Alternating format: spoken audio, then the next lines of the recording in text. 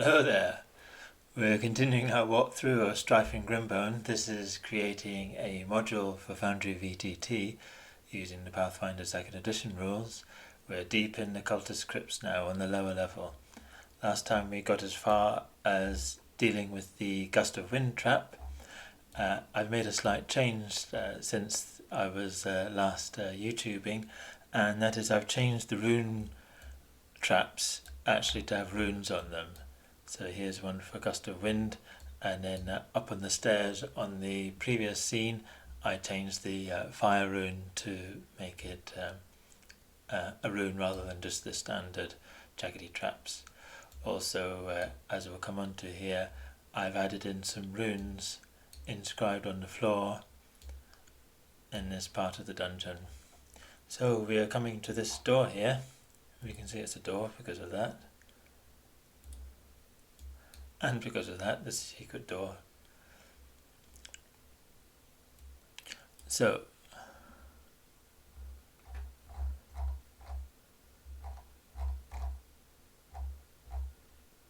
we're at the gate to the halls of the worthy.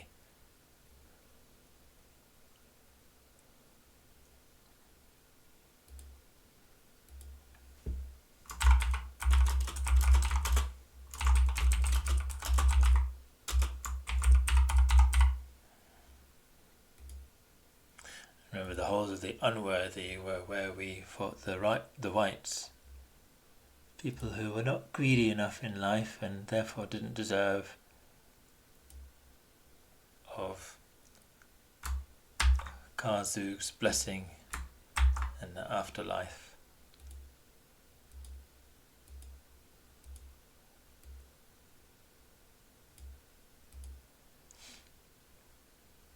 Block. The passage ends in tall, narrow, golden double doors, 10 feet high. Embossed on the surface, split down the middle by a crack between the doors, is a representation of a powerful-looking being of humanoid female form. Several pairs of feathery wings and a serpentine lower body. The figure wields a flaming glaive. This is Lasala. Each touch or manipulate action on the doors deals 1d6 spirit damage to good creatures. Oh dear, hopefully you got someone neutral in the party. The doors are sealed but can be opened using the same rune as that to open the crypt entrance door. The one you had from Briga. I'm going to change this to a non-secret door.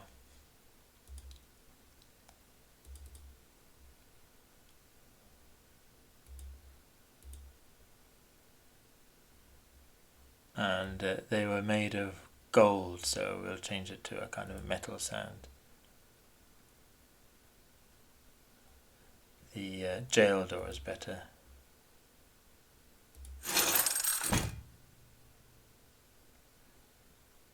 Maybe change it to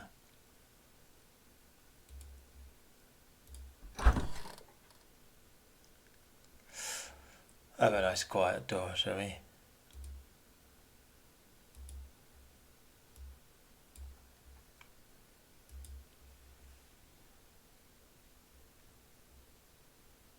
And there's no trap there, but obviously the damage.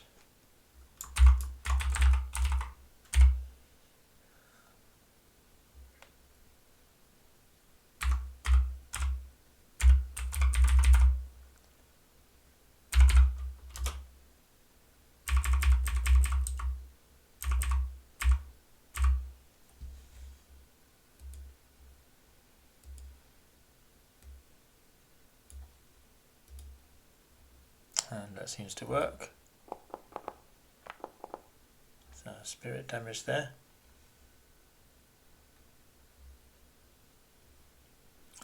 And next is the passages of the worthy.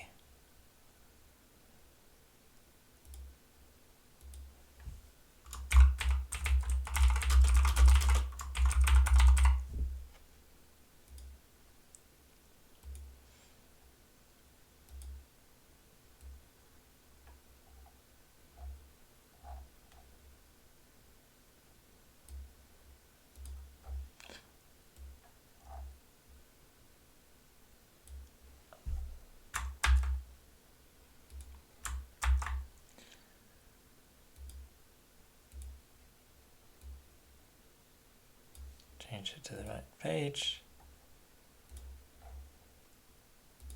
Update that.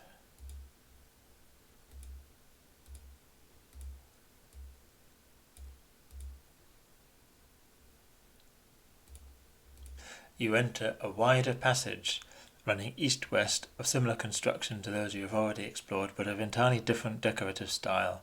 The floors, walls and ceiling are of a smooth, polished golden marble and inlaid with gold design, or maybe dark designs depicting runes. The rune designs are repeated over and over. These passages are 10 foot wide and the passages and rooms are 15 foot high. The runes, is translated from ancient Thessalonian, denote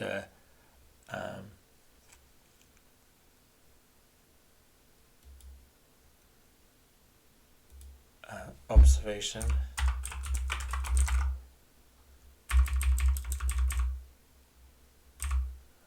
hierarchy, order, and the acquisition of wealth and power. That's the rune of greed. That's the rune of discipline.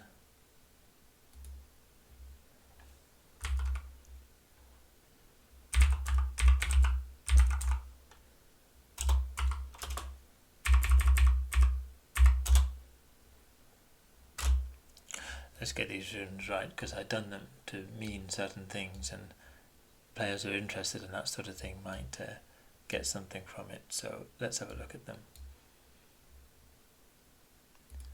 In my tiles, I can, you can see that. We'll go up to tokens and runes, and like that. So we'll go from starting from the runes, the translation from ancient legends, starting from the entrance doors and running clockwise, denote observation. That one is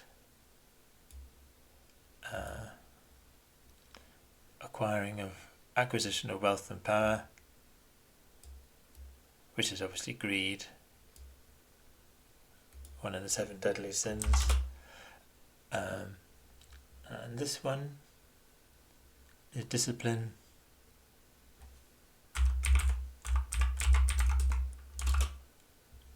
This one is protection, I think.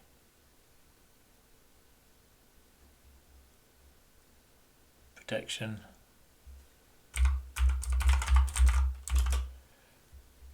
And that one is labour, I think, hard work, industriousness.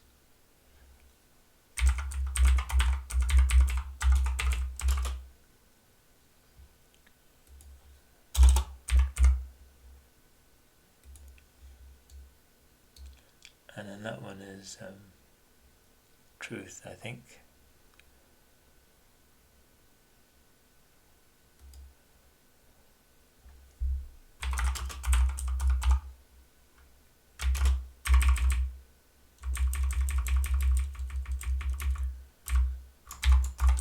A rune in the front of the door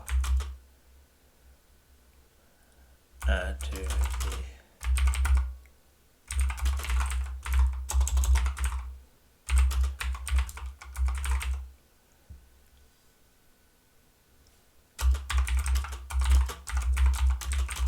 is sloth,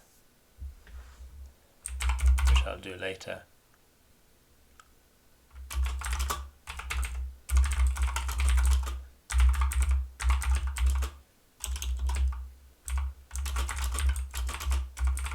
And it's a trap. We'll do that in a minute. There is a secret door discovered on a DC 25.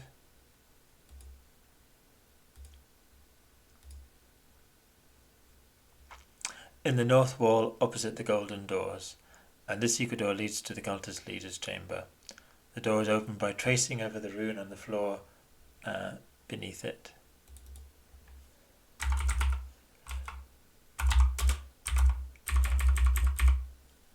The rune, it is the rune of observation.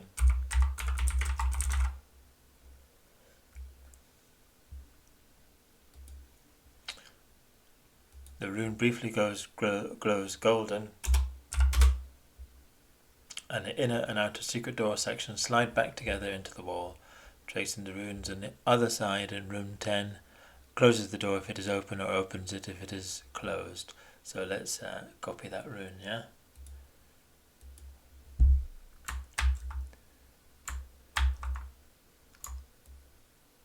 No, don't select both.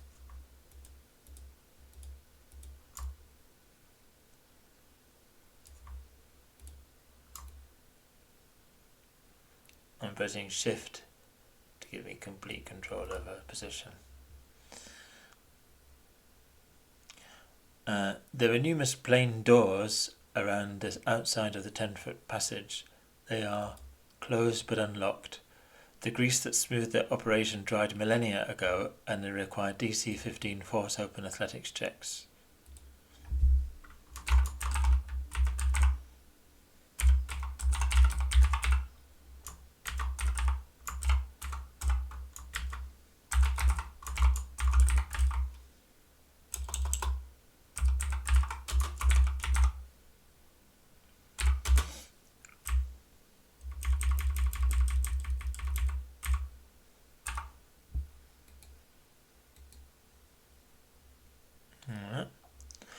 A failed check alerts any occupant. Otherwise, their perception initiative check is at -4, and until they take an action to rise up, the AC and reflex saves at -4 because they're prone. We'll just put they are prone.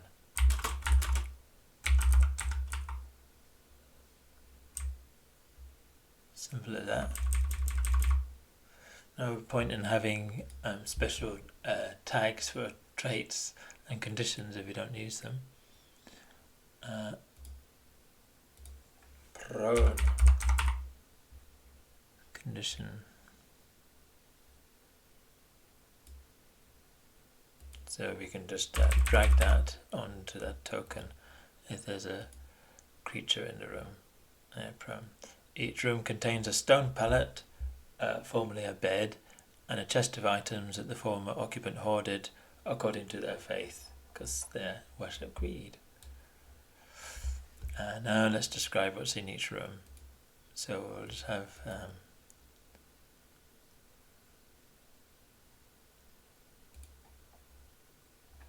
let's do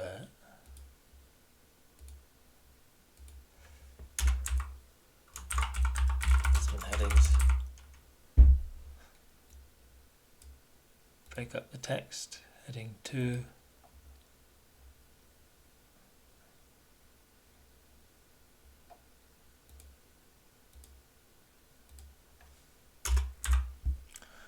Cultist rooms.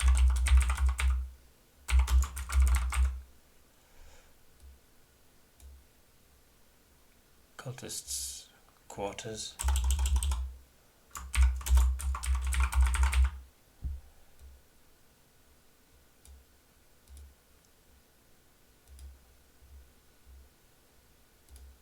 Okay, and then this one is A. So I have a heading for A.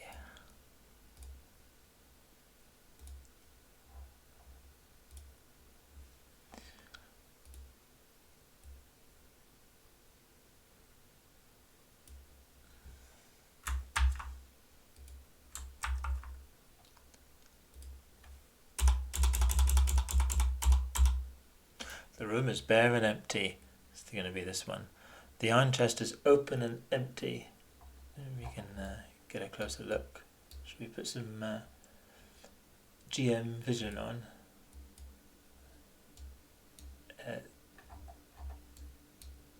Chest is that's the lid. That's the empty contents. The chest is open and empty, save for a note on a clay tablet in ancient Thessalonian. The Sala teaches vigilance, fool. Now all your treasures are gone, and you know not which of us has taken them. You are not worthy. Nice to each other, aren't they? And we're going to label these. So go into the journal notes, make a new one, name A,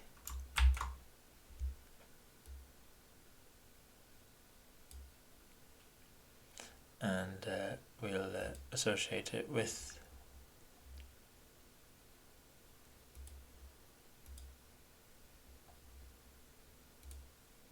that, and a custom, and then the letter A. So we're going into our map markers.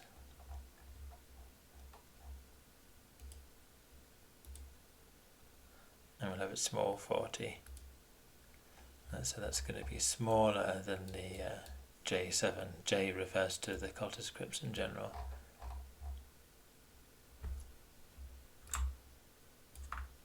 A bit lame that we got another A there, never mind.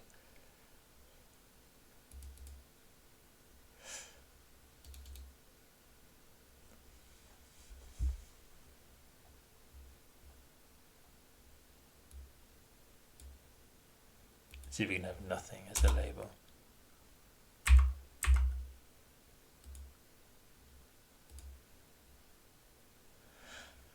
Passages of the worthy, I suppose, that's better.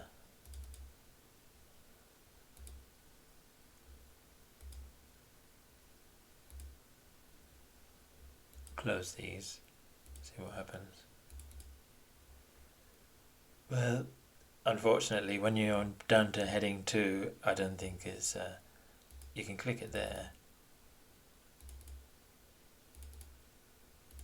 to get to the A, but unfortunately I don't think the journal will label with enough granularity to or specificity to get down to the heading 2, only to the 1, 2, 3, 4, 5, 6, 7, 8, 9 level.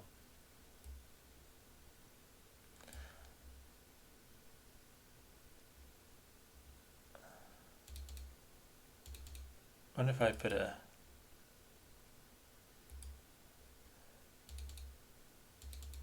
double right click to edit it. Oh, probably need to be in journal mode, map note mode. See if I can put, see it defaults to that. If I can just put a space.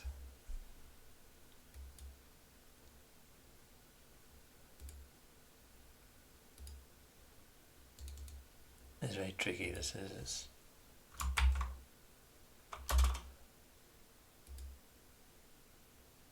Okay. Where do I put a space? 2 spaces.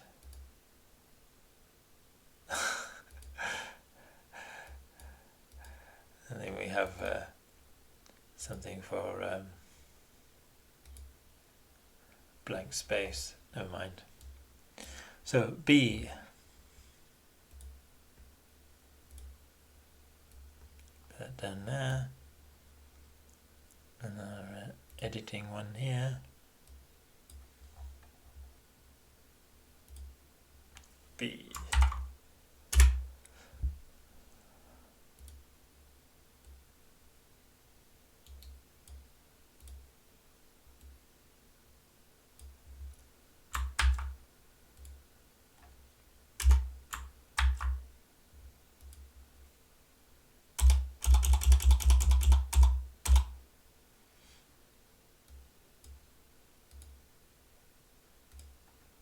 Upon the bare bed is a skeletal figure in a cowering position.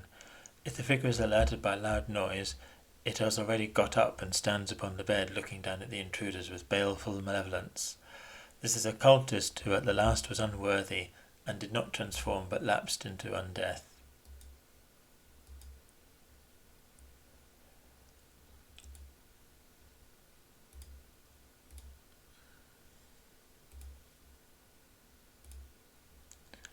So we'd already done a white, hadn't we? Creatures.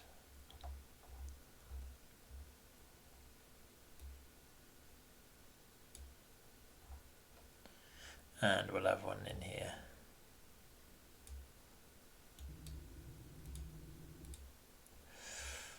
Okay.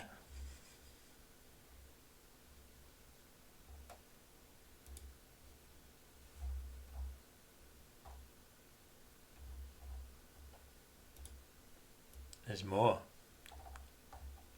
Treasure.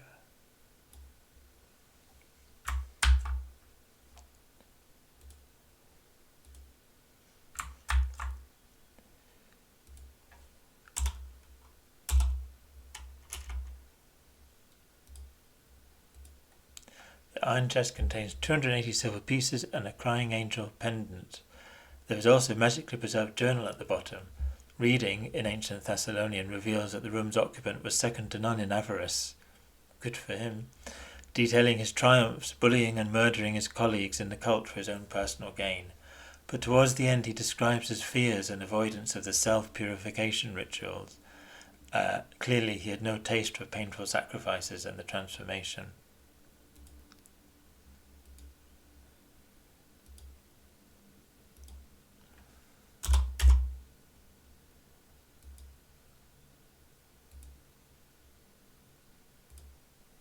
So a treasure item here. And move this over. You can still see our stuff there. Hazards. No, we want hazards, we don't want creatures either. We want loot. Something that looks like a chest. We'll adapt that one. Duplicate. See, we've got a more iron chest, we might not.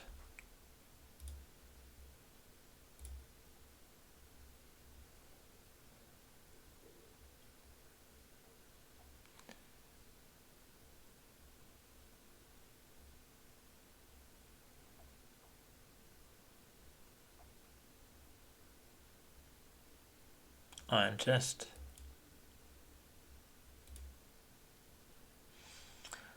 Change the prototype token to just chest.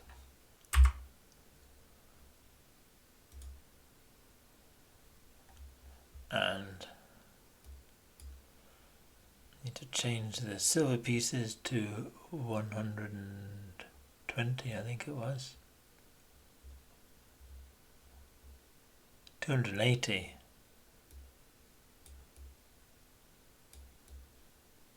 Okay, that's going to take too long.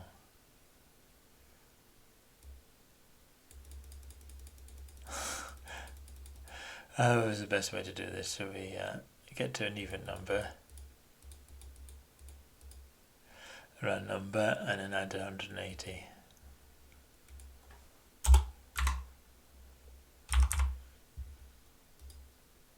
And it will take away the gold. And there was a gold something pendant, crying angel pendant. Okay, which I think is a standard treasure, so we'll see if we can find it here.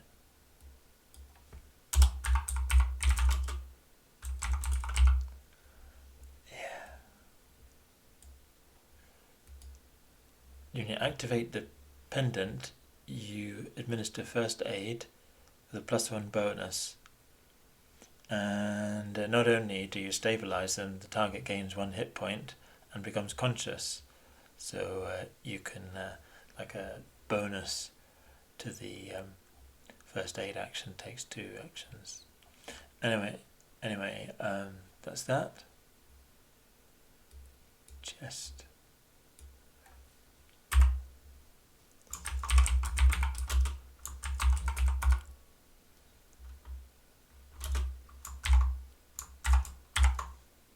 B.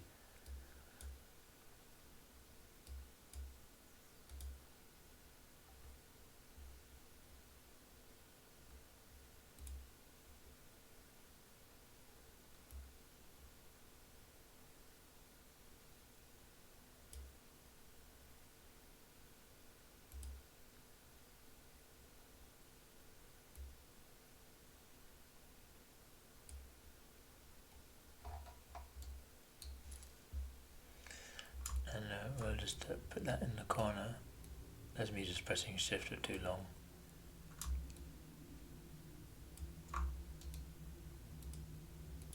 Start off invisible. That's room B. Room C.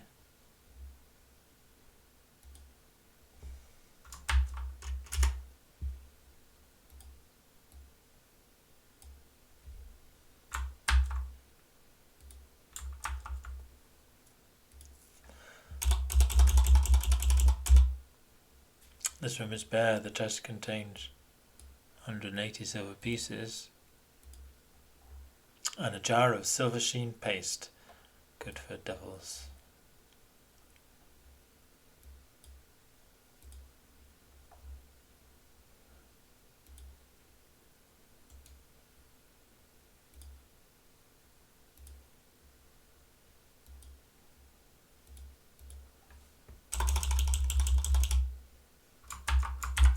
Cultist chest C. So 180, 280, take away 100.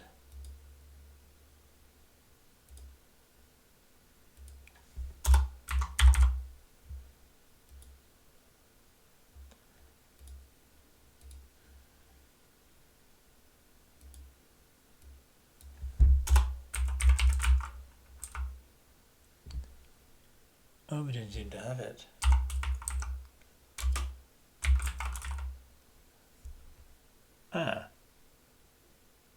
I'll pause it, have a look. Maybe it's got a new name from the remaster. Okay, it's called Silver Salve. Could have worked that out really, but we didn't. Silver Salve.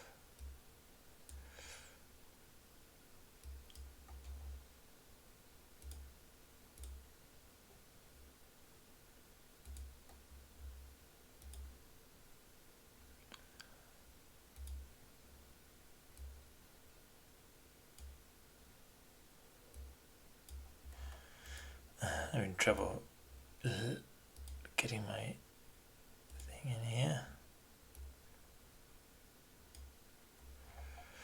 Done it there, save it.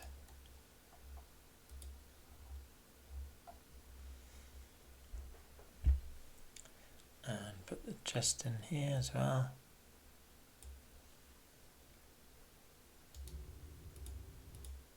Okay.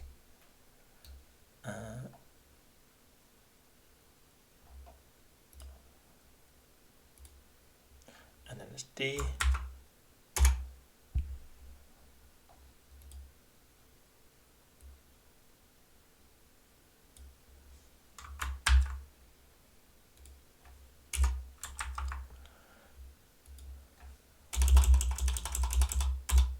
This room is bare. The chest contains 310 silver pieces and a pendant of the occult, which I've got a link for to Archives of Nethys. There is a stone tablet upon which is inscribed a short historical note in ancient Thessalonian. So a new paragraph. It details the rivalry between the followers of the Rune Lord of Greed, who's is the leader of this cult, whose crypt we're exploring now, and the Rune Lord of Sloth, both of whom ultimately served Lasala and strove for ascendance. The latter appeared only to encourage such rivalry, meaning Lasala. The note explains why the craving of riches will prevail, for the sinews of war are infinite money. I wonder who said that. You can write a comment and tell me. Sweet peas. And it was the purblind laziness of the followers of Sloth who created the beast folk to do their work for them, which ultimately brought about the downfall of the great city. So they're referring to, we're getting clues about the ancient past. So we do this in italics.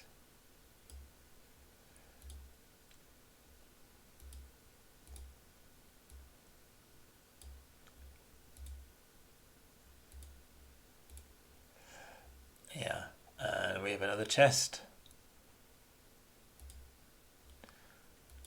Right click, duplicate.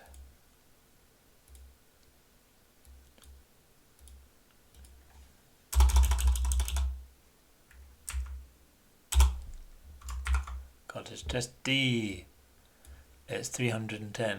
180 to 310. I think we add 130.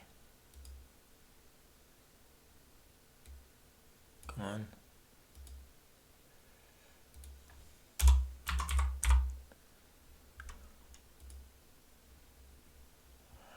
And what else did he have? The pendant of the occult. Let's hope this hasn't been given a different name.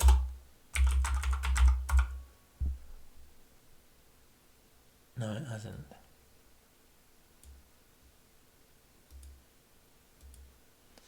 Alright, what does this do? 60 gold pieces, big item. This amulet is hollow and shaped in the form of an unblinking eye. Its cavity typically holds some fragment of occult text. While wearing the pendant, you gain a +1 item bonus to occultism checks, and you can cast the guidance cantrip as an occult innate spell. So that's nice free guidance. Save having to risk doing a aid. Guidance is like automatic aid.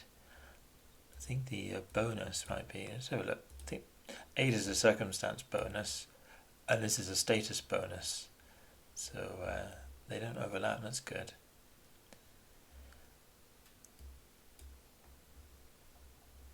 Anyway, pendant of the occult there.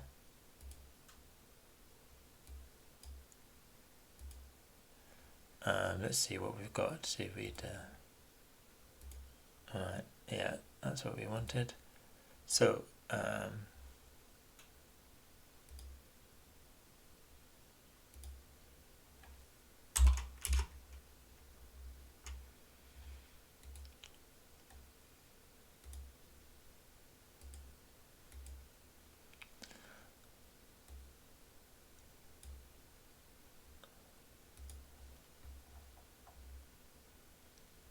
and that little lockbox one.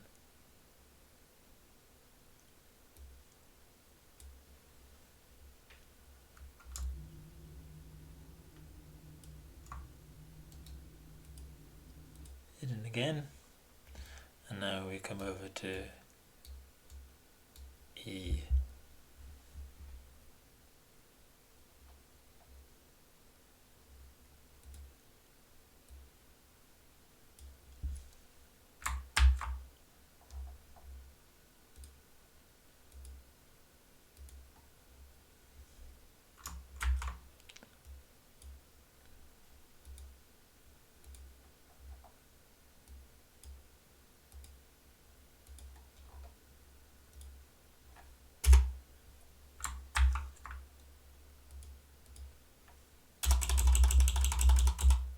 The occupant of this room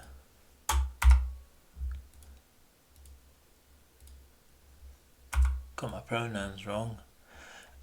Took the precaution of leaving a guardian of his treasure even after he presumably transformed. This is a cinder rat, a giant rat 2 feet long with glowing charcoal skin that vents sulphurous fumes. The rat is dormant unless woken by loud noise outside the door.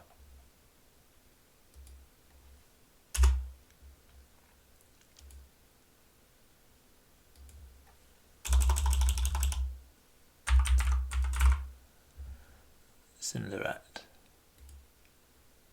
Import it. And drag it into creatures. So there's a bit of a challenge, a cinder rat level 3. Now, if I don't have a picture, I'm going to pause it a bit.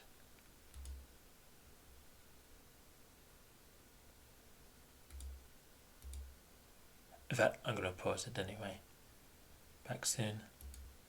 Hello, so got the cinder rat.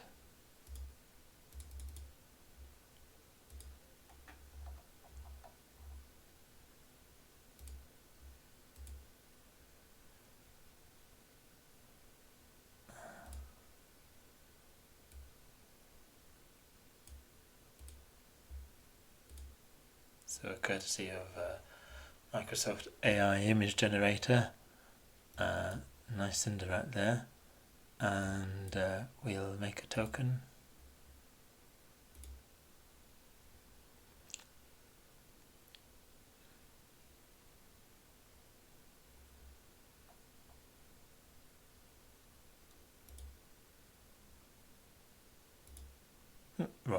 deleted.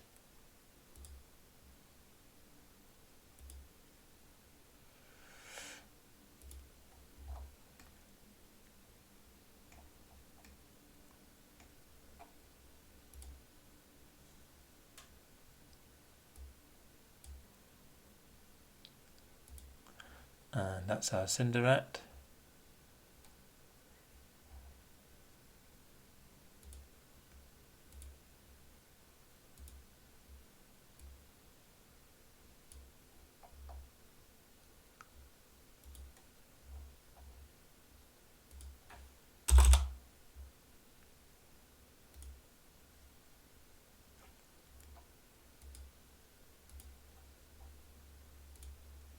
What else to say?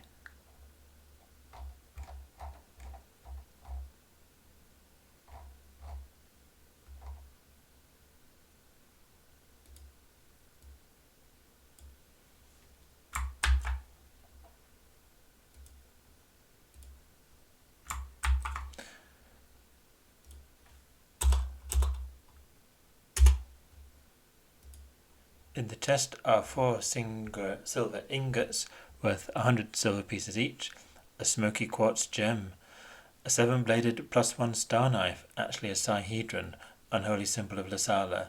Manipulating or attacking with the Sihedron does 1d6 evil damage to good creatures wielding it. Oh dear.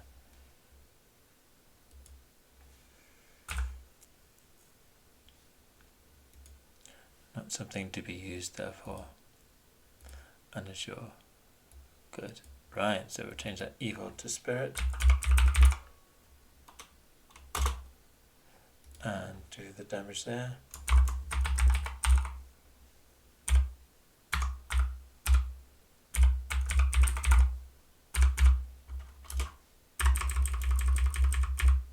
And we'll change it to holy.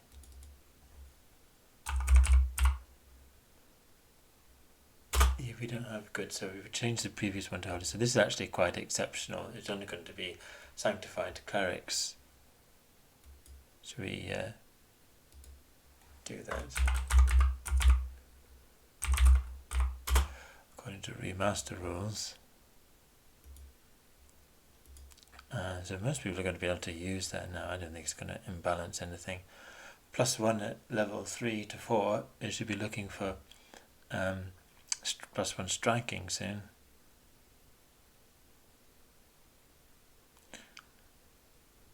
It's 2. We'll see if this is +1 striking weapon elsewhere, but it might be nice to have some good magical item. Maybe leave it for a bit. I'll think about that. And then we should go back to the gates there and edit that.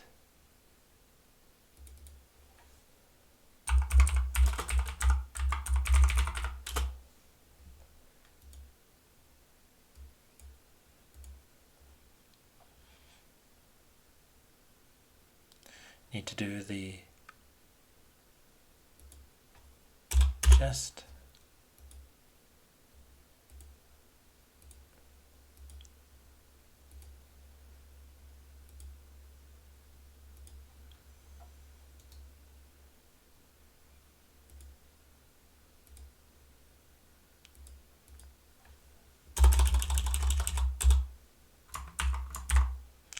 Cultist chest E. None of that, please. And it was ingots of silver.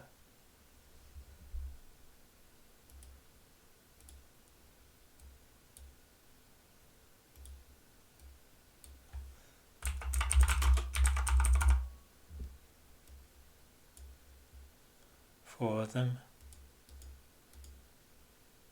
So this is very valuable. And well, silver ingots worth 100 gold pieces. That doesn't seem right.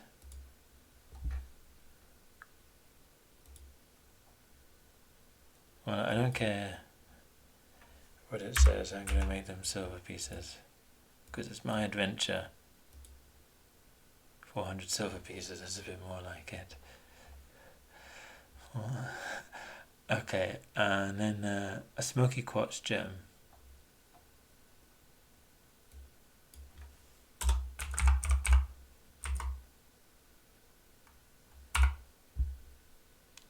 Okay, we don't like EY.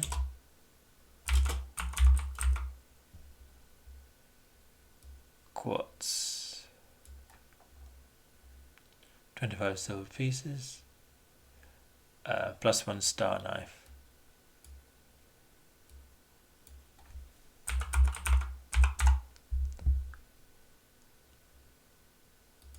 And we're going to have to make this, going to have to import this.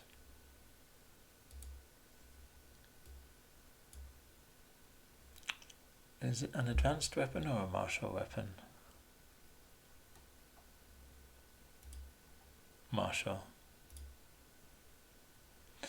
Okay, with details, potency rune +1.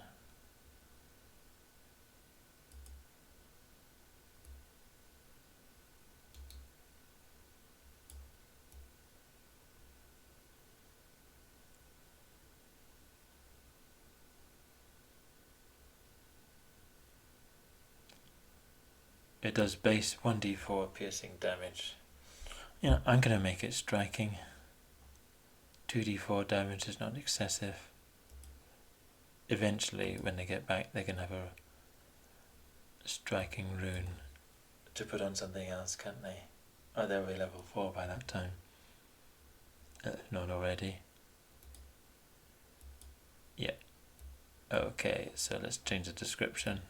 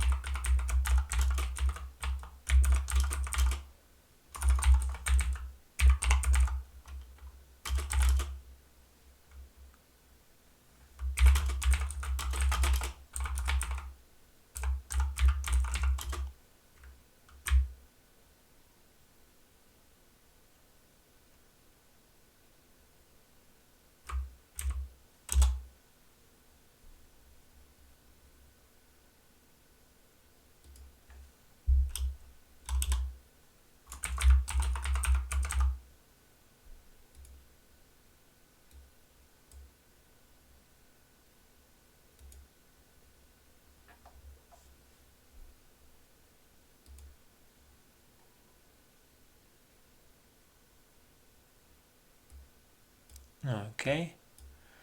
Doesn't say +1. So I'll have to change it there.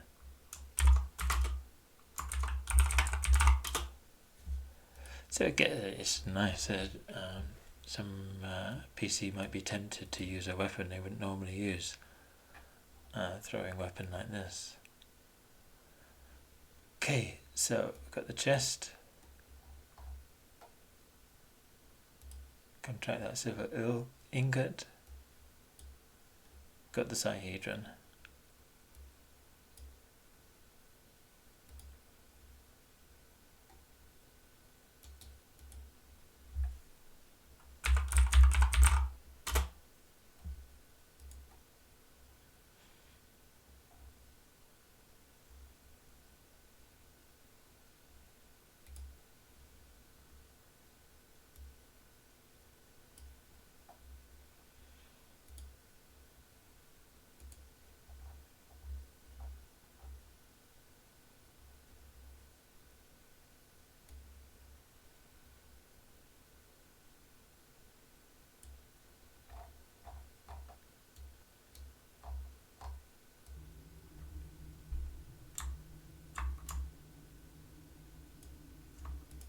And we'll put our Cinderette in there as well.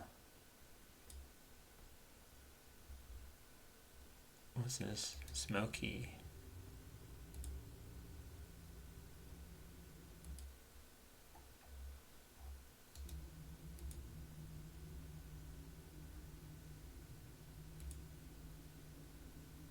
when it's invisible, it loses its concealed condition.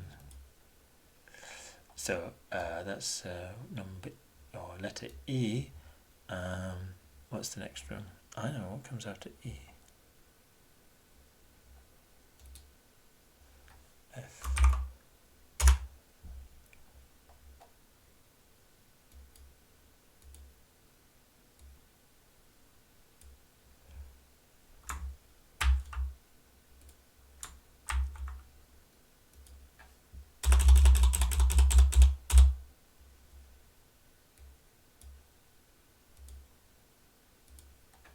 Upon the stone bed in this room is an ancient skeleton, we can see it there, with a dagger protruding from between its ribs.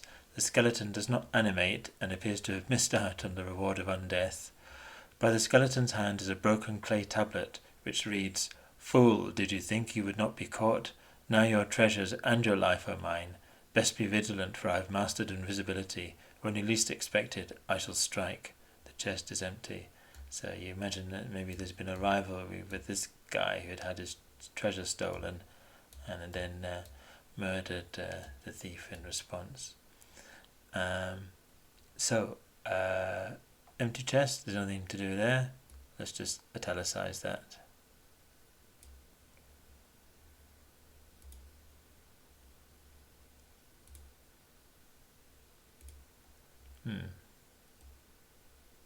Right.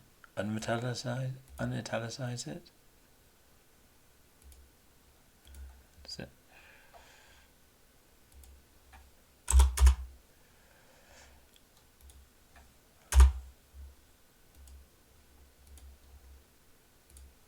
G.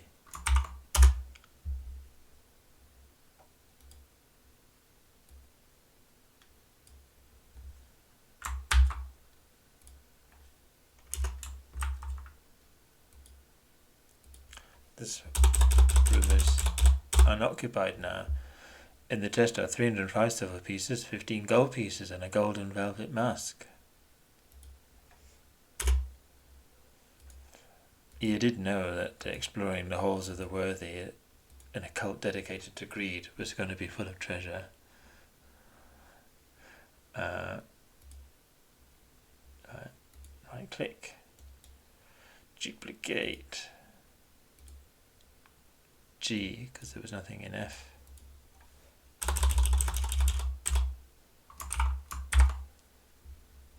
Right, we don't want that. We don't want that. We don't want that. We want 305 silver pieces.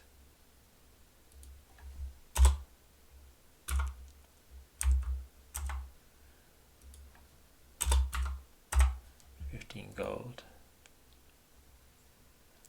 A golden velvet mask.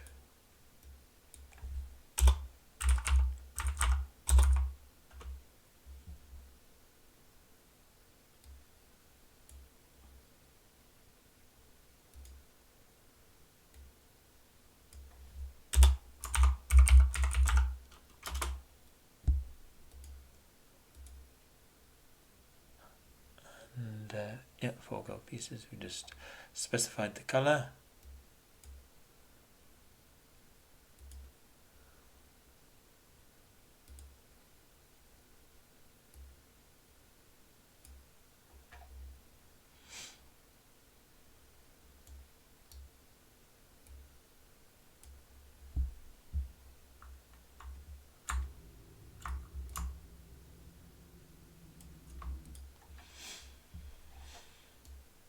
And the last one now, 2 chests.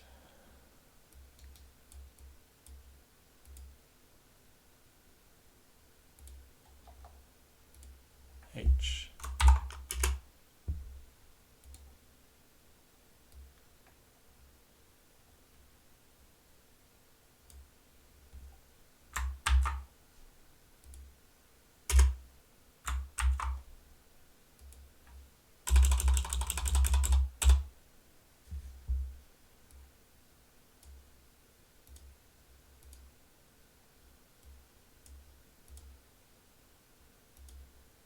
This room is unoccupied now. There are 2 chests in one what is all that is left of clothes, basically the buttons and clasps, but at the bottom of the rubbish is an intact belt, a lifting belt.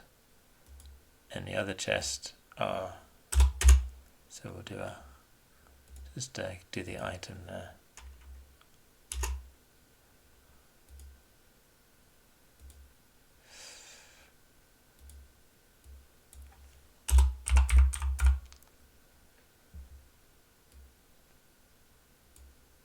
Lifting belt. I wonder if you could put items on the thing. No. There is a module that allows you, it's got, I think, droppeth in PF2E toolkit. Droppeth. So it allows you to drop items and then the item appears on the scene. So I wonder if it converts it into an actor. Anyway, we can wonder. In the other chest are 395 silver pieces, and buried underneath a book of sorts, a set of hinged metal plates like pages. The book is an account of recent events. It details the cataclysm, the sinking of the great city, and the escape of the cult of holy avarice away from the sinking ruin. The final note reads thus: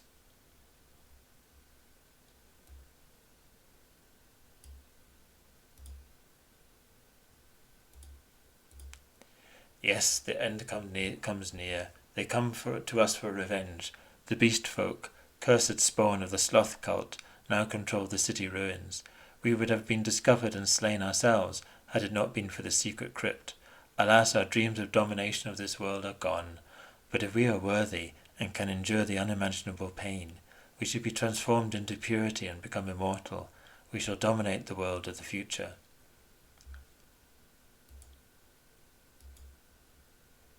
So again, more clues as to the cataclysm and the takeover by the beast folk.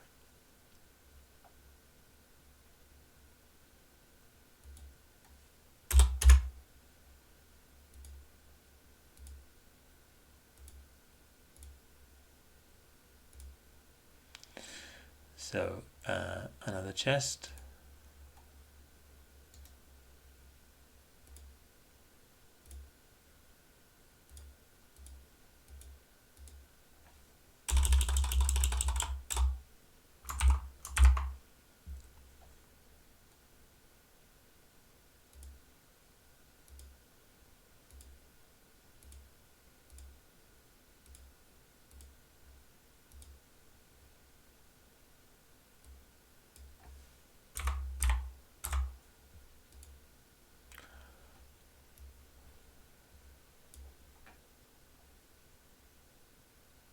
And a book. So we'll have that item.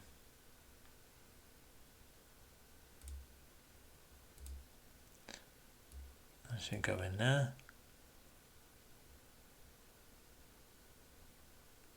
So we'll create an item. And it's going to be a physical item. It's going to be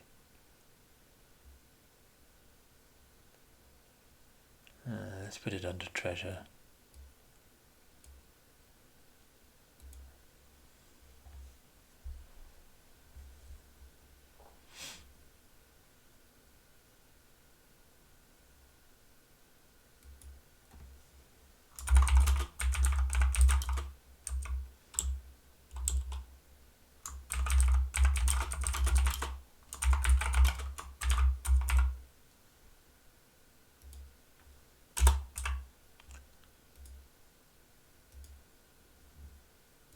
And we'll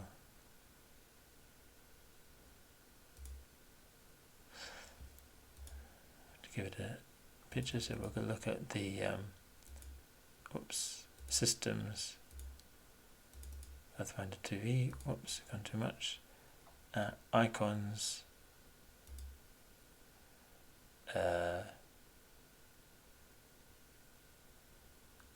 Equipment.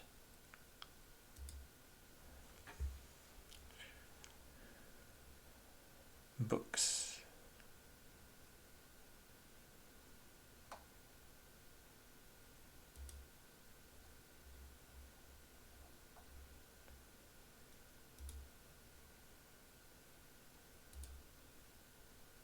spell books.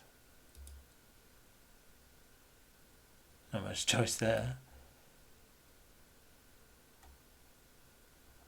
We want a golden spell book, really, don't we? Let me pause. I'll see if I can find an icon. I found something that looks gold.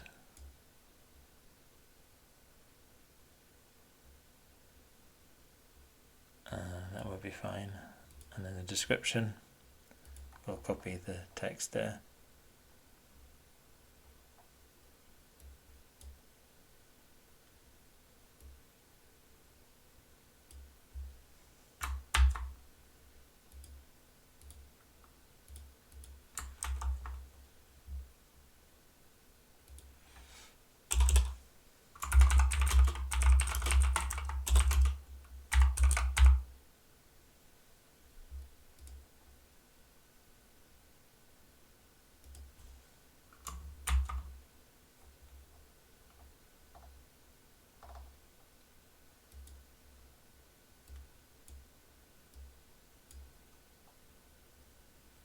And we should put the book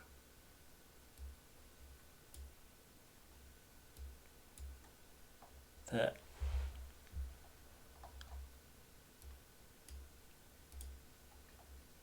And the chest goes there. Nope, do it.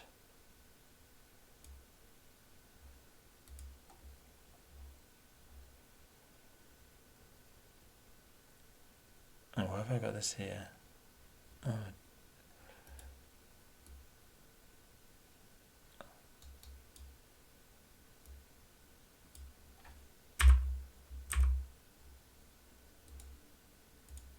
It's better.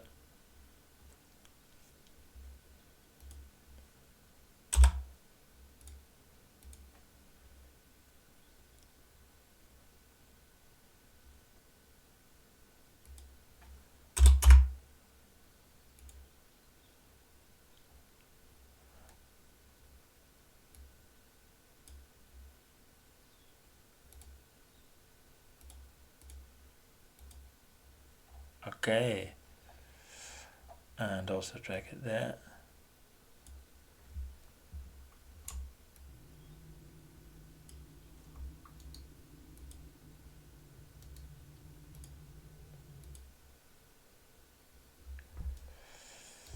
Those are the quarters there.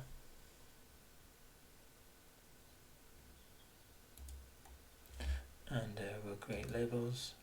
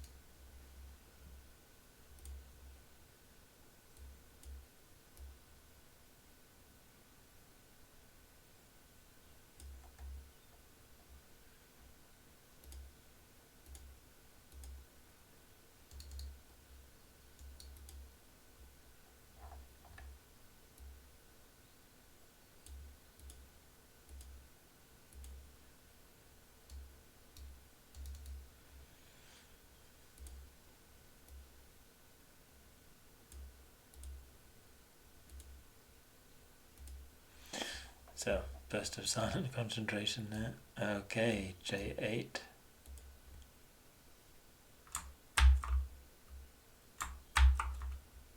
fact, there's another one there, isn't there?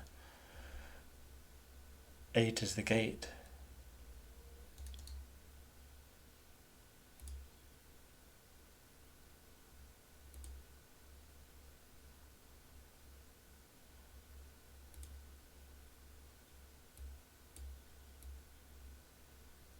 J.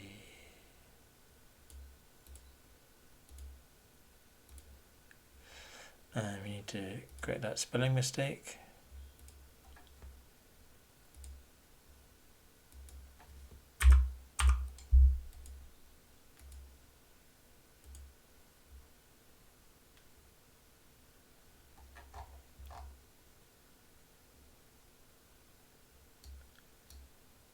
Well, that's not right, is it? Halsey unworthy.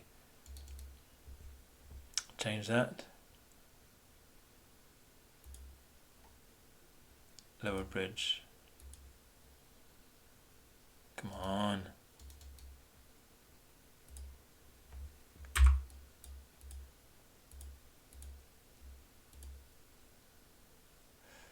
It sometimes does this, it won't...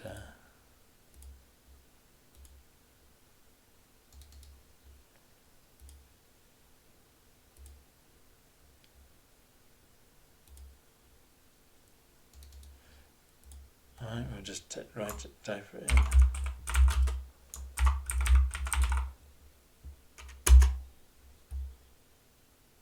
in. Last. And then copy that one.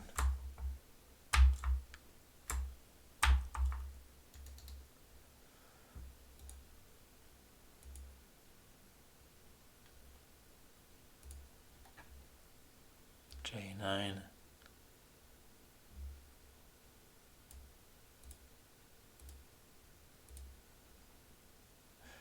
Okay.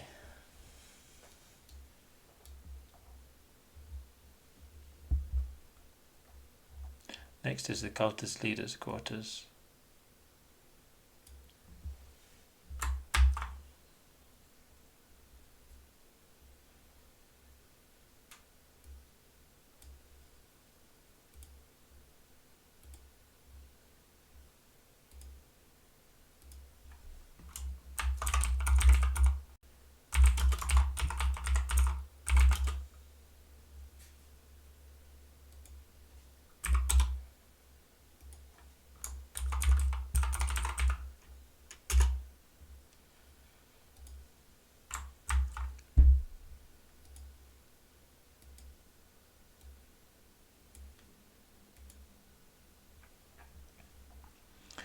Access to these quarters is gained either through the secret door near J8 or through the normal door that appears like those to the small chambers, requiring DC 15 check to force open.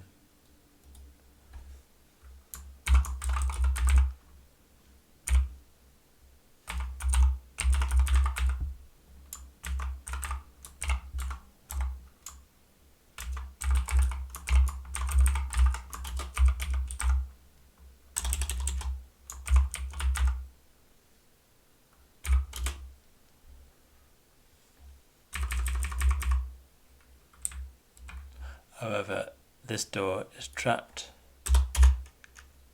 This door is trapped with a glyph of warding, spell level 5, DC 22 for perception of thievery, that releases a divine wrath spell in a 4 square radius from a point to the right side of the door. We can adapt this to, I think we'll try and adapt this to a standard spell. Or maybe not.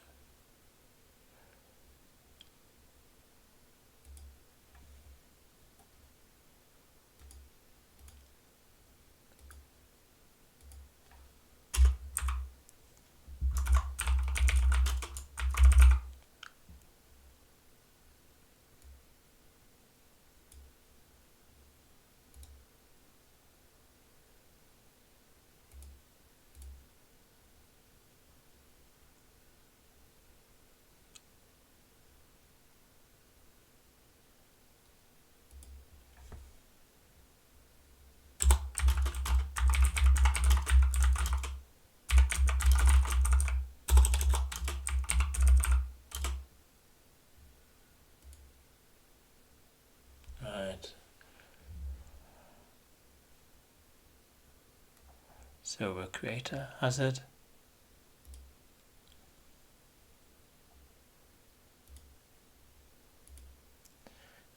We'll just copy one of these.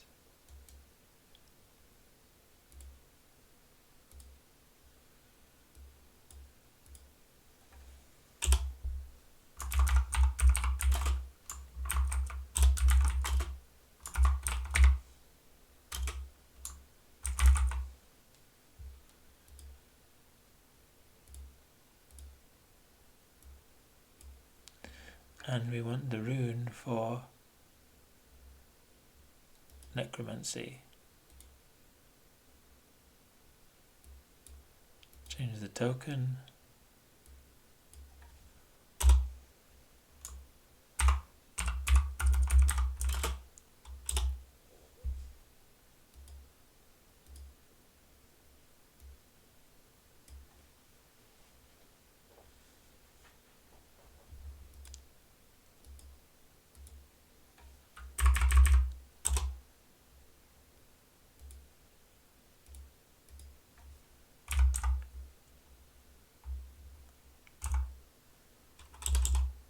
Void.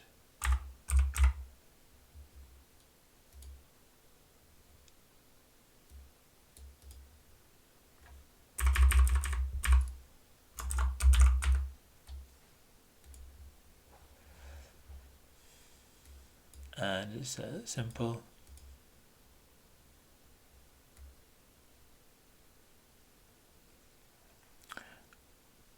Right, DC 22.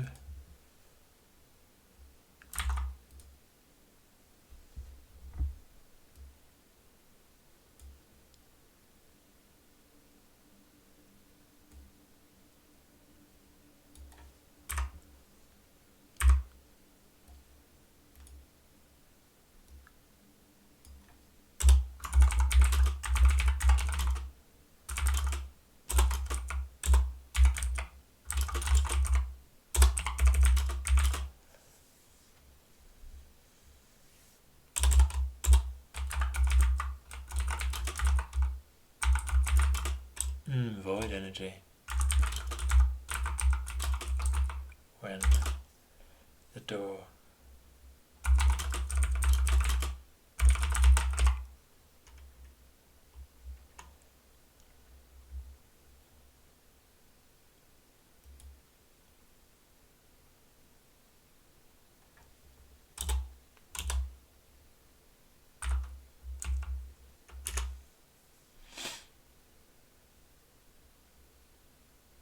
we'll just change it to void damage now.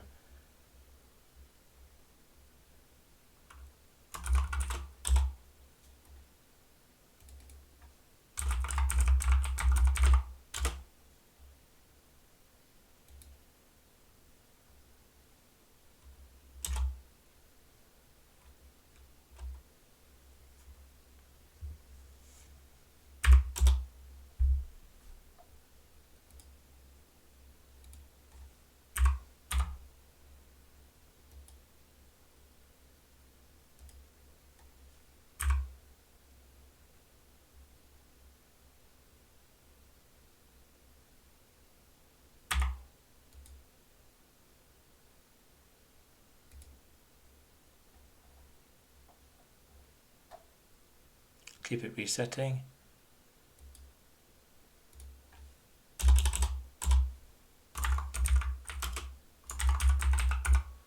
Void burst. Trigger.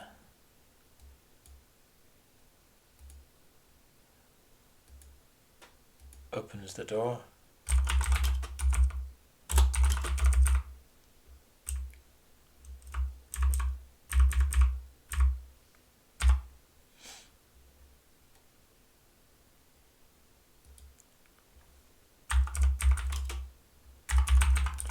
Burst in a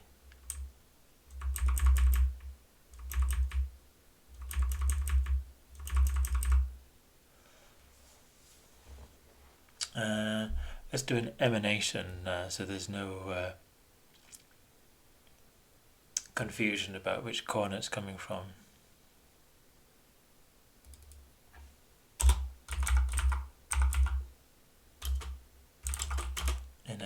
and this was a 4 square radius, so that's in a 20-foot burst.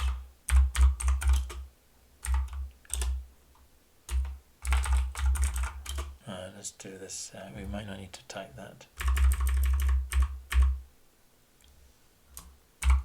Template type, emanation, distance 20.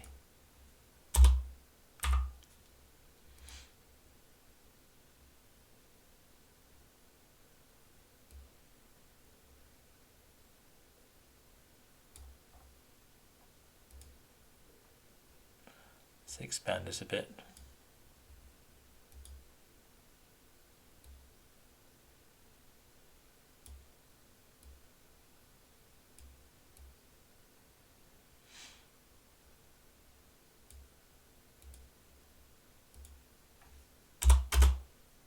For damage, 4d10.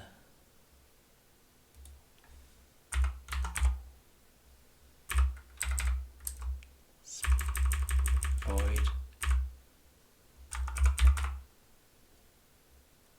Damage with a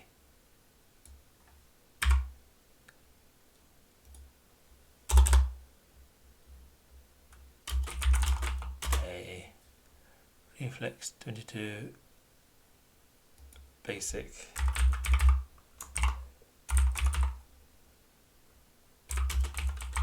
save.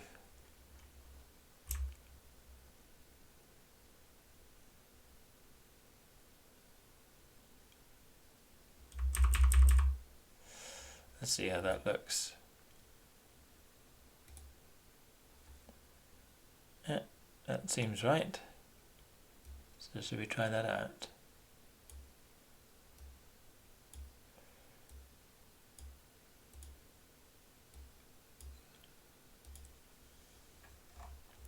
So we'll put the trap here. Oh, that's not the void rune. Sky on there. Prototype token. Appearance.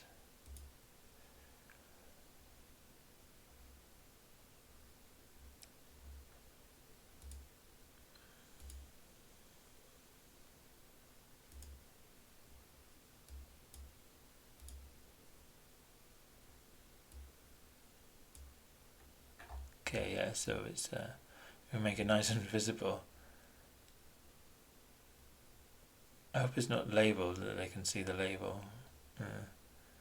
Best check that.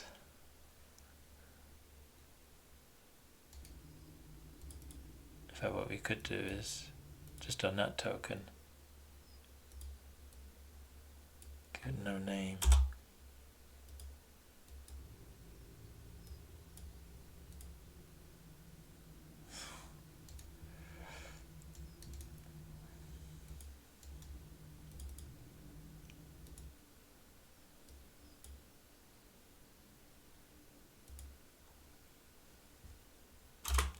Well, over by the owner, or we just put never displayed.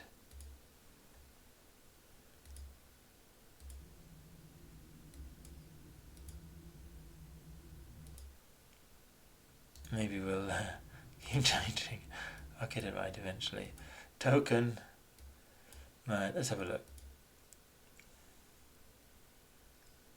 Well, the owner is going to be the GM. It's now going to be the player. Over by owner.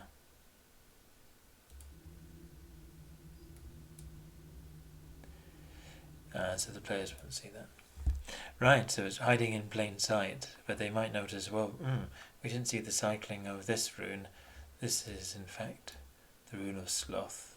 No, the rune of gluttony, necromancy, so they might be suspicious. Whereas adding to the greed takes you to the rune well up there. And so let's run this. So Sealer, you can take it. Sealer, you go there.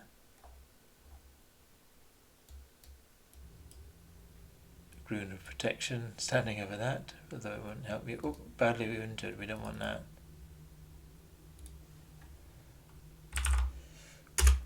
I've been playtesting with you too much. Right, so we activate the rune.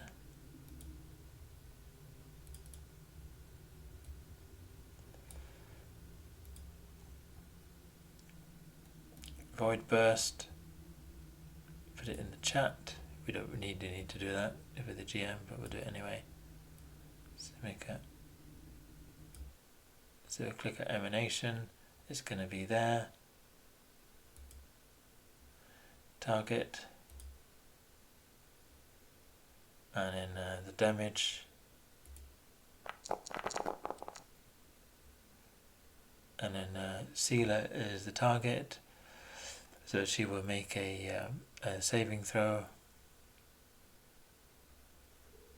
Invite her to do so.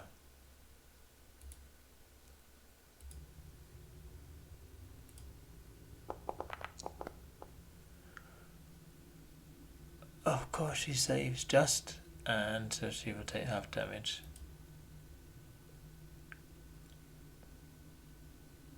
And that was void damage.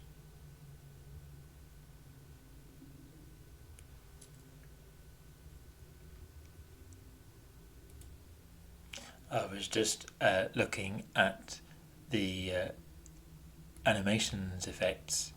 It seems that if you label that fireball, it will identify that as a fireball, and when you place the area of effect, you'll get the animation. But many things don't seem to have animations. I think that depends on the Jules and Ben's 2A animation settings, and then Pathfinder PF2E graphics, which recognizes the animations and affiliates them with certain spells. So if I think that an animation was affiliated with harm, or indeed heal, it would produce the animation as long as you name it such in the action there. I changed it to a standard harm spell, a 5th rank harm spell, so it's 5d8 damage, 30-foot emanation.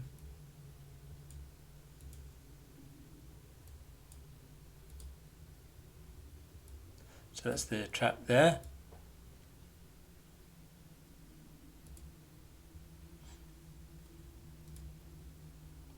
Inside the chamber.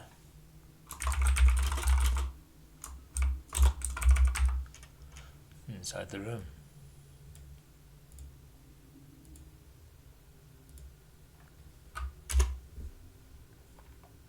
I don't think we need that, it's obvious.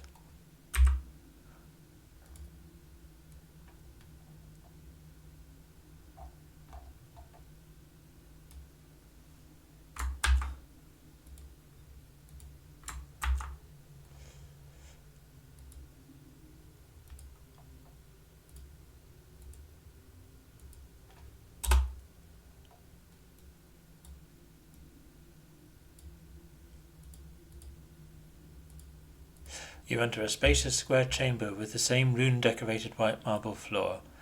With the same marble floor. There's only one rune there. To the west, lowercase, is a stone slab that was most likely once a bed, and to the south, another slab that was clearly an operating table, with instruments of surgery still lying atop it. 2 open metal chests lie next to each other in the to the northwest.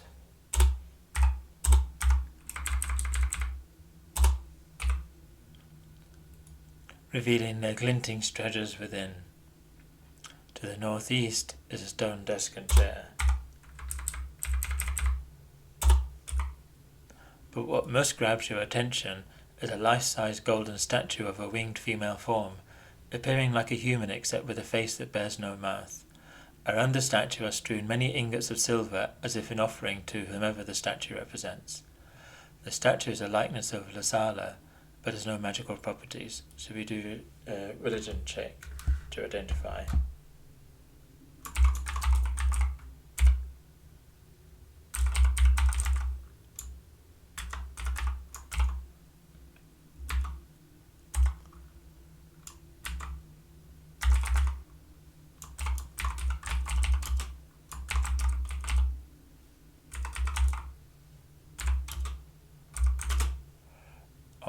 Thessalonian law.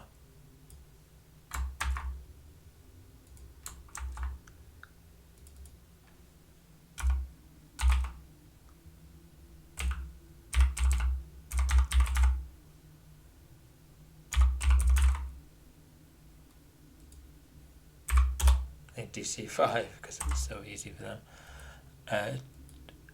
to identify.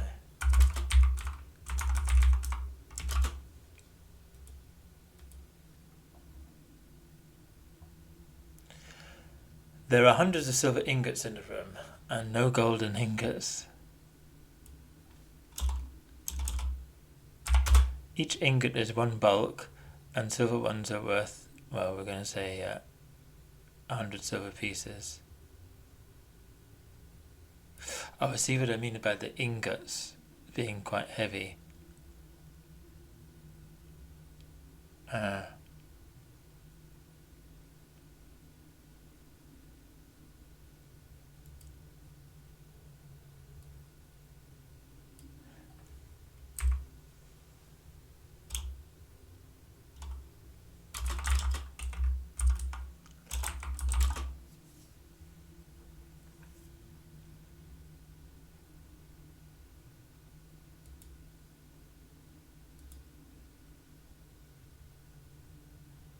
100 gold pieces.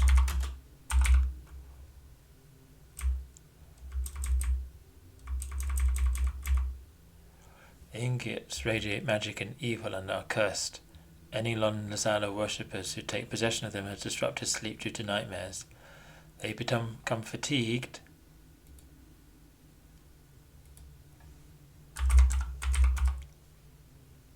Oops.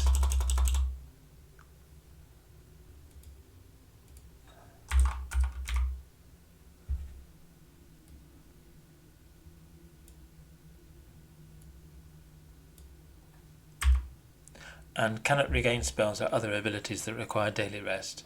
The ingots have an ancient Thessalonian rune lord of green stamp upon them, and most knowledgeable traders would not touch them with a proverbial barge pole.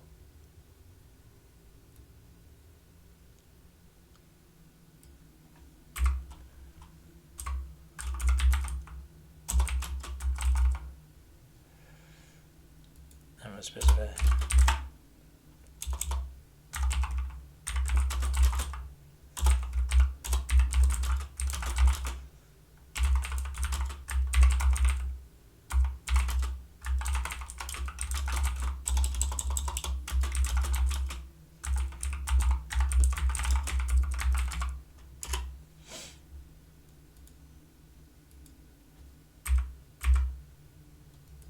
So it's treasure, but it's cursed, and I think that the number of ingots in that previous test is a bit too much. So let's... Mind you, they are one bulk. I think we'll leave it. They can... the players can argue about their bulk limits. Basically, the bulk limit is going to limit the amount of treasure that the PCs can get. I think we'll leave it like that.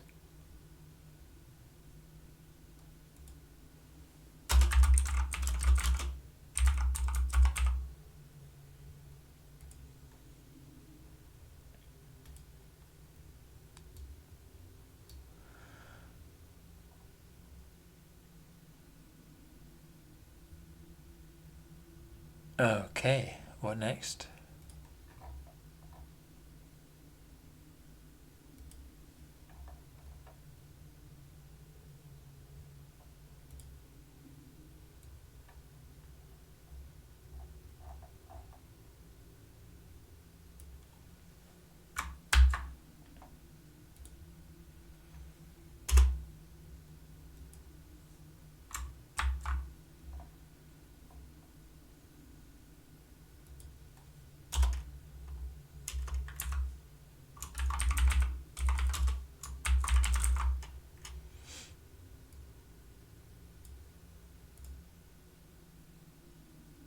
Just some nice headings.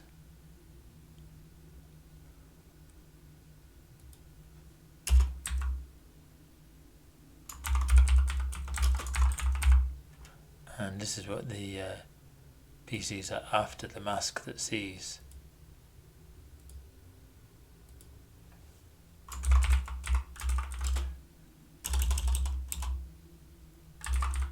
Placed carefully on the desk is a golden mask. With golden tinged lenses over the eye holes, the mask is propped up with careful precision. This is the cultist mask and is vital for completing this adventure, for it reveals the location of the swamp city. Wearing the mask reveals illusions like a 4th level heightened detect magic, working specifically for ancient Thessalonian ruins, and provides a +20 bonus to disbelieve such illusions. Against other illusions, there is no detect illusion function, and the bonus to disbelieve is only +5.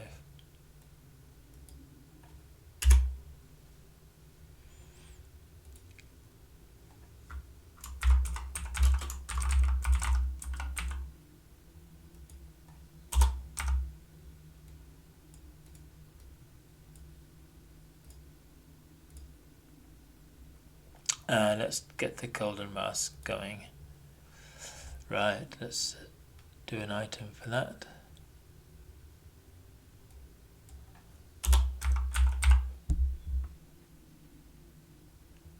Multi-sensory mask looks about right, doesn't it? That's a sepulchral mask as a spell.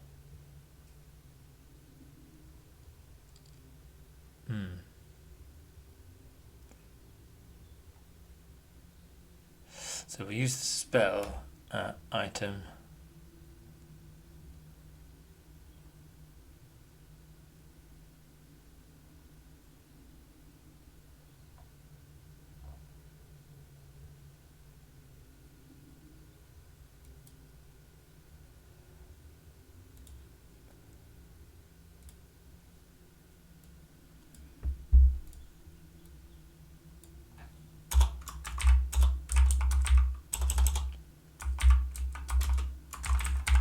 Cultist mask. Unique. Don't need to invest it. And maybe we will make it invested. No, we won't, so people can swap around. And we'll change that icon to spell. Icons.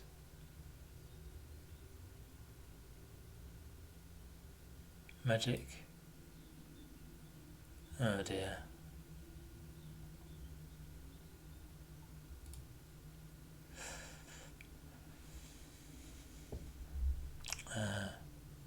This core data, let's go for user data and Pathfinder.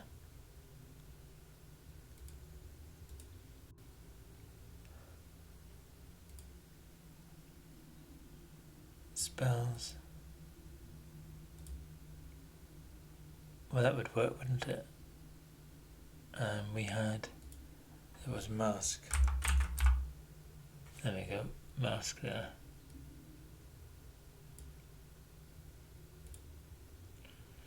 Right. And we need to change this.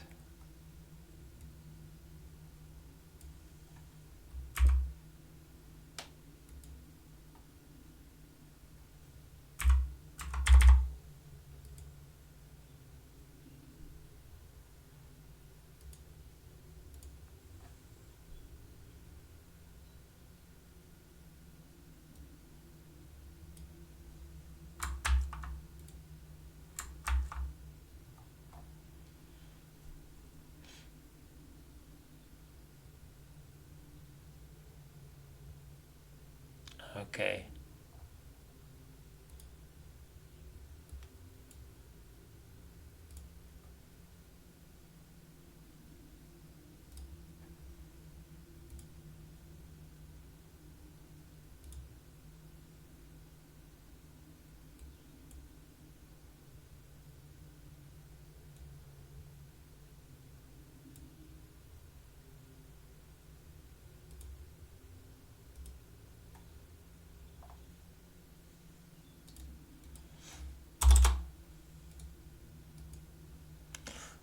mouse. Desk contents. The desk also contains fragments and dust that might have been records that have not stood the test of time. But one dark tome with faded leather bindings and a 7-bladed star knife symbol embossed on the front stands out for its magical state of preservation. Inside, as always written in ancient Thessalonian, is a history of the cult that built this crypt and hiding place. There were many factions in the ancient city of the Ashwood, all vying for supremacy. This particular cult followed Lasala while espousing the tenets of greed above all others. The cult was driven out by rival cults, most noticeably those who followed the tenets of sloth. The sloth cultists used their created beastfolk slaves as cannon fodder to good effect. Ironically, these beastfolk, having developed a taste for bloodshed, turned against their masters and destroyed the city. The cultists hiding here thus ultimately outlasted all rivals. But there was no possibility of their reclaiming the ruined city. They were far too few in number, and the beastfolk were running amok across the surrounding lands. The last entry summarizes their final days as mortals. The operating... and that would be that.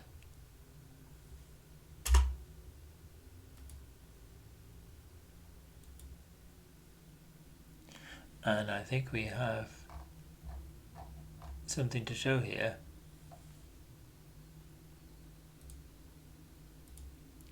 Let's hope I've got the illustration.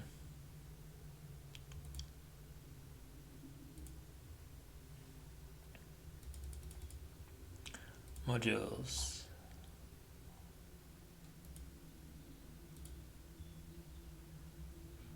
Images.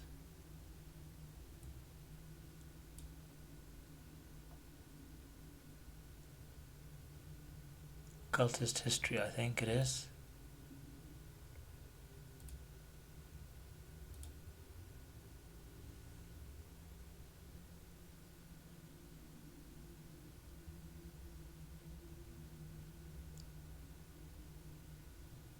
Ah, that's another message. And that's in one of these outer cultist rooms. Right, not that then.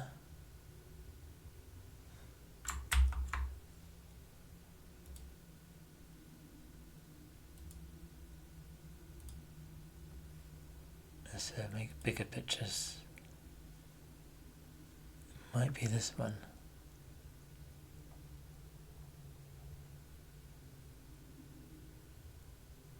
Cultist leader tome, that sounds right.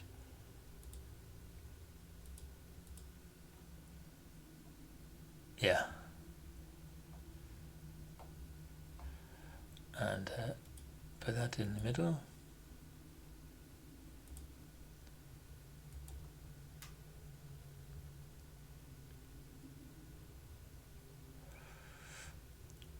Okay, and while we're doing it, we should deal with that other tome, shouldn't we? So we're on to Passages of the Worthy.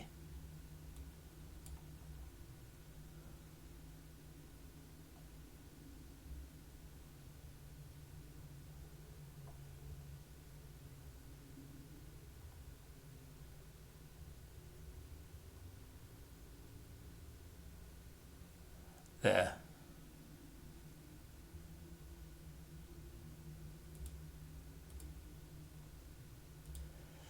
Edit it.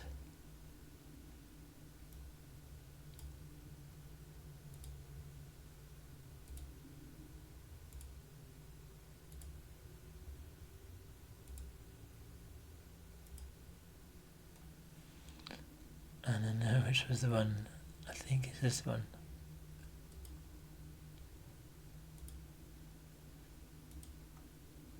Yeah, it is.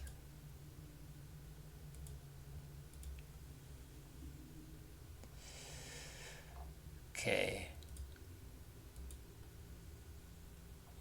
And then back to the leader.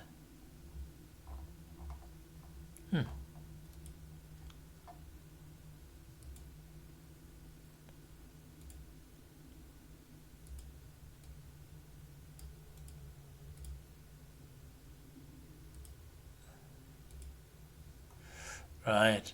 It will not be long now. Our spells of sustenance grow weaker as the power of Lysala, our mistress, fades.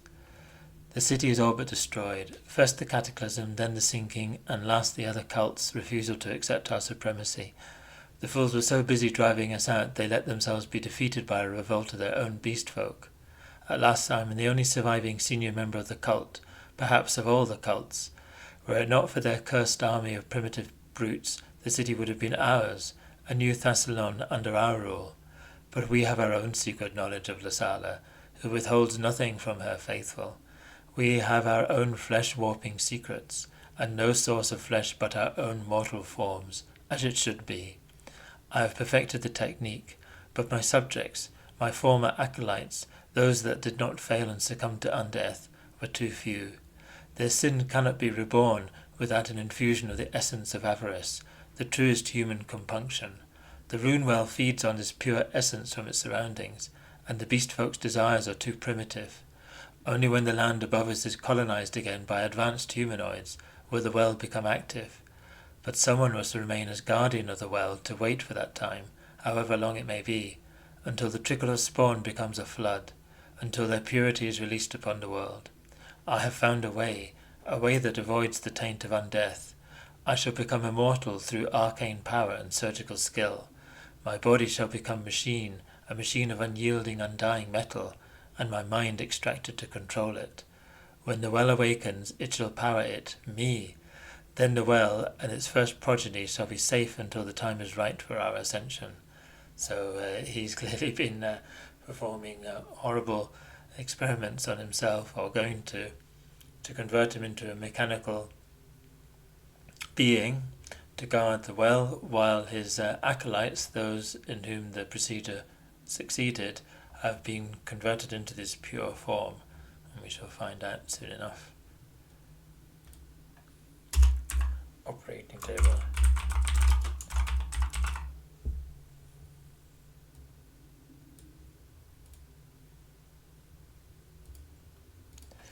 The operating table bears rows of tools and instruments, some small, some very long, and a tome with sheets of thin gold resting on a stand.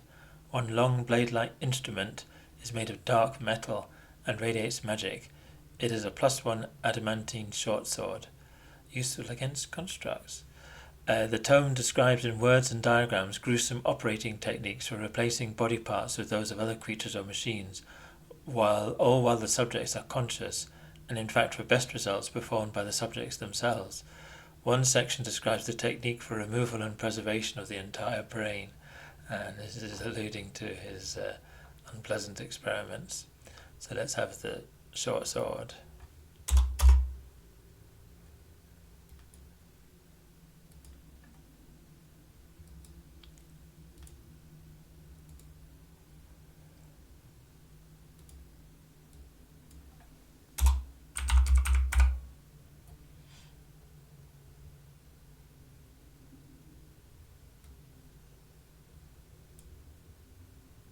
I think if we're going to refer to it in an item, we need to import it.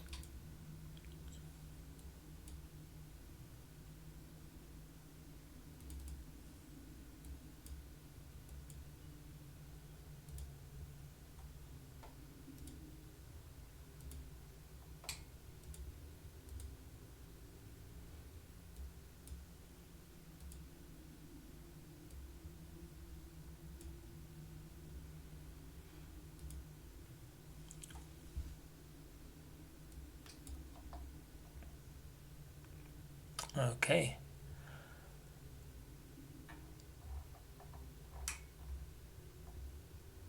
And that's everything there. So with that lore dump of what's actually been going on here, you can see the rune well there, and I wonder who's guarding it.